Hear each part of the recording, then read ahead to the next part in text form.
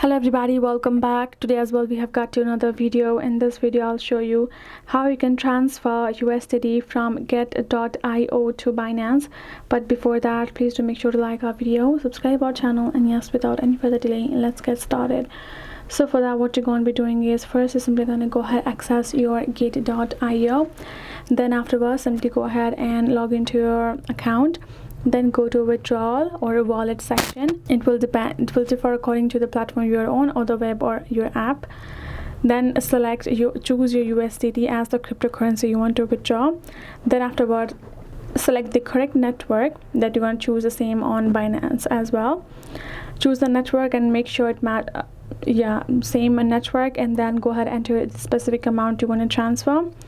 Then simply copy the address of your Binance deposit address. Once you have got the deposit address, go ahead, paste that address over there and go through a security verification and confirm the transaction, and your USDT from your get.io will be transferred.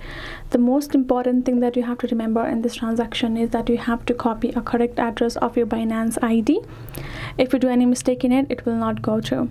So do so and you're good to go. So I hope this video helped. Thank you so much for watching. I'll see you guys in our next video.